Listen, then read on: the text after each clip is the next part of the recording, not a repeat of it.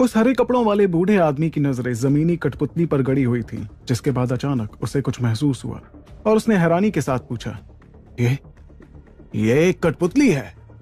इस हैरानी के साथ वो ध्रुव की तरफ देख रहा था, लेकिन ध्रुव ने उसकी बात का कोई जवाब नहीं दिया।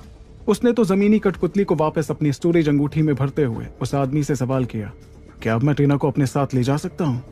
इस दौरान उस हरे कपड़ों वाले बूढ़े आदमी के चेहरे पर परेशानी नजर आ रही थी। वो लगातार ध्रुव को देखे जा रहा था, क्योंकि ध्रुव उसे बड़ा ही रहस्यमयी लग रहा था।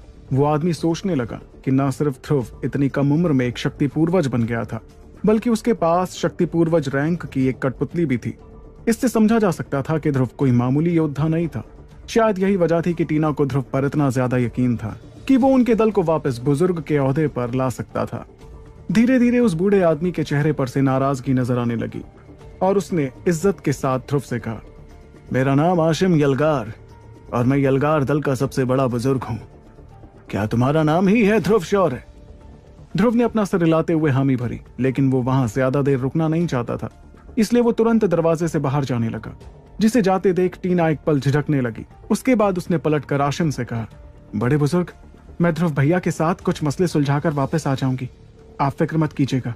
ये कहकर टीना हड़बड़ाकर ध्रुव के पीछे जाने लगी, जिसे देखकर आशिम का मुंह हैरानी में खुला का खुला रह गया। इतने में चौथे बुजुर्ग को होश आया और उसने जैसे तैसे पैरों पर खड़े होकर आशिम से कहा, बड़े बुजुर्ग, हम इस लड़के को। लेकिन तभी आशिम ने अपना हाथ लहराते हुए उससे कहा, भूल जाओ उसे, जाने दो। ये लड़का ध्रुव शौर्य कोई मामूली इंसान नहीं है। हो सकता है कि शायद ये सच में हमारे यलगार दल को वापस ताकतवर बना सके। मगर चौथे बुजुर्ग ने एक पल झिझकने के बाद कहा, लेकिन ये कैसे हो सकता है? माना कि इस लड़के की ताकत बहुत ज्यादा है, लेकिन वो ताकत इतनी ज्यादा भी नहीं है कि हमारा यलगार दल पिलटावर के बुजुर्ग की जगह पर वापस आ सकता है। हमें इस लड़के के बारे में कुछ भी नहीं पता है कि ये आखिर कौन है और कहां से आया है। ऐसे में अपनी सारी उम्मीदें इस पर टिकाना क्या सही होगा? इस पर बड़े बुजुर्ग ने मजबूरी के साथ जवाब दिया, हमारे पास और रास्ता भी क्या है? इस वक्त बहुत से ताकतवर दल हमारे यलगार दल पर नजर गड़ाए बैठे हैं। अगर हमने जल्द से जल्द कोई कदम नहीं उठाया तो हो सकता है कि हमारा यलगार दल हमेशा हमेशा के लिए खत्म हो जाए।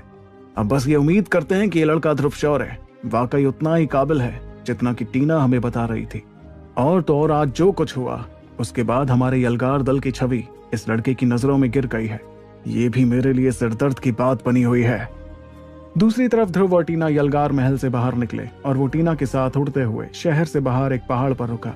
वहां पहुंचकर ध्रुव ने टीना से भारी आवाज में सवाल किया, टीना, तुम्हें पता होगा ना कि डॉक्टर परी के साथ आखिर क्या हुआ?